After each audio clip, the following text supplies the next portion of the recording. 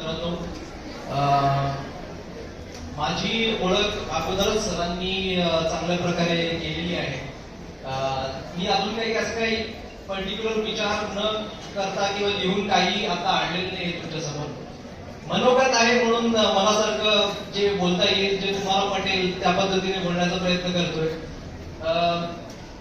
माझं शिक्षण मराठीमधूनच झालेलं आहे. मराठी शाळेचाच मी तुमच्यासारखा विद्यार्थी. त्याच्यानंतर कॉर्पोरेट सेक्टरमध्ये असताना मला बाहेर जाण्याच्या बऱ्याचशा अपॉर्च्युनिटीज मिळाल्या.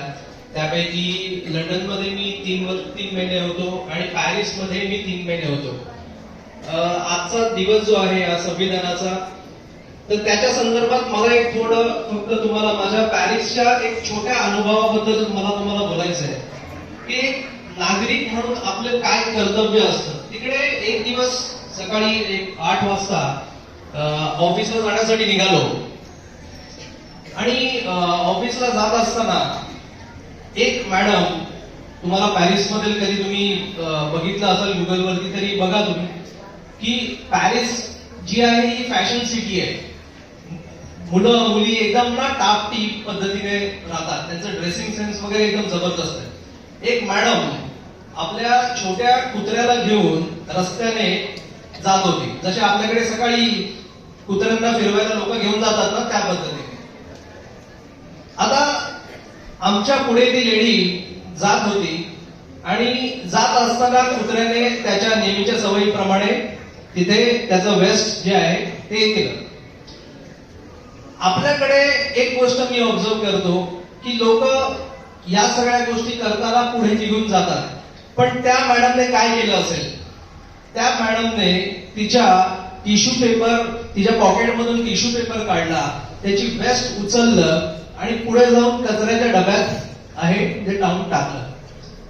आता ही बघण्यासाठी आपल्यासाठी एकदम छोटी गोष्ट वाटते, पण त्याच्यामधून त्यांचं दिसतं ते देशाबद्दल, त्यांच्या परिसराबद्दल असलेलं प्रेम. या ज्या मोठ्या मोठ्या कंट्रीज आहेत ना, या नुसत्या डेव्हलप झालेल्या नाहीयेत.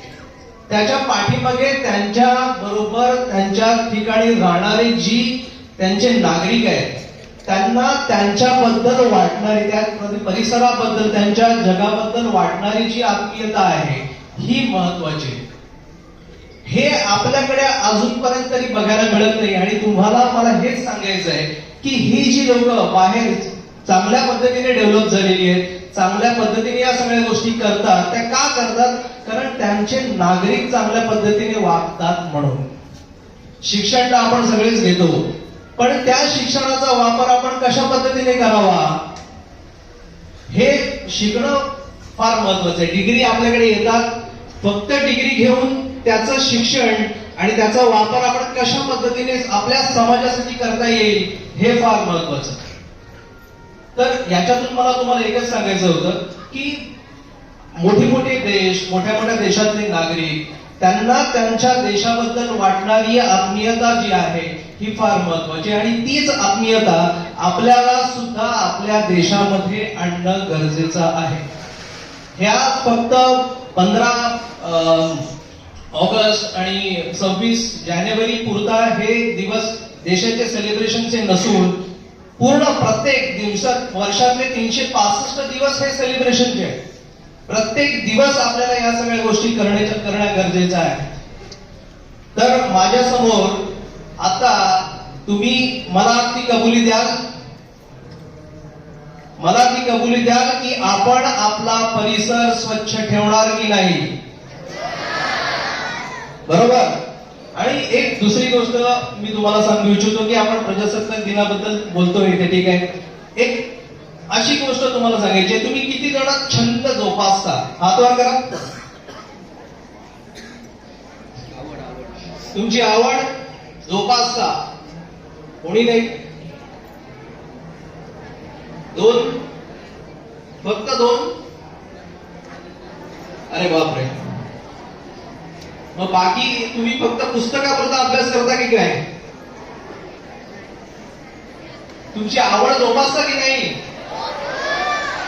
आवड जोपासणं फार गरजेचं आहे. एक गोष्ट सांगतो, माझ्या सरांनी, आता सरांनी माझा जो हात खाली करा, सरांनी माझा जो उल्लेख आता जो करून दिला मगाशी, त्याच्यामध्ये मी माझी आवड मुद्दामून मेन्शन केली नाही.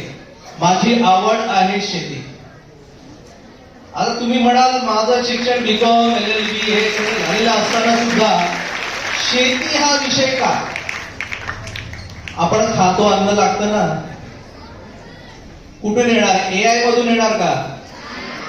मग कुठून येणार? तर माझं प्रत्येकाला असं म्हणणं आहे की पुढे जाऊन एक आठवड्यातून एक दिवस का होईना, ज्या कोणाची शेती गावाकडे असेल, कुठेही असेल, तिकडे जाऊन एक दिवस तरी स्वतःला तिकडे स्पेंड करा.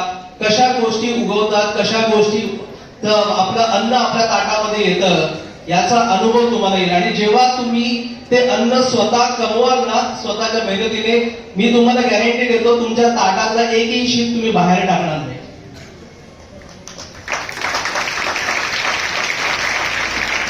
तर भारत जो आहे हा आपला जो शेतीप्रधान देश होता, जो 1950 साली जो 52% 53% जे रेव्हेन्यू आपलं मिळत होतं, आज ते 2 ते 3% आलेलं आहे, कारण लोकांनी शेती करून सोडून दिली. तर आपल्याला या सगळ्या टेक्नॉलॉजीचा, AI वगैरे जे काय याचा वापर करून पुढे कशा पद्धतीने ते वाढवता येईल. निदान तुमच्या आठवड्याचे 1 ते 2 दिवस द्या, आणि मग बघा जो 2 ते 3% जो हिशोब आहे ना, तो निदान 40 ते 50% येण्यासाठी तुमच्या सगळ्या विद्यार्थ्यांची मदत पडणार आहे पुढे. ते हे बोलून मी माझे 2 शब्द संपवतो. धन्यवाद.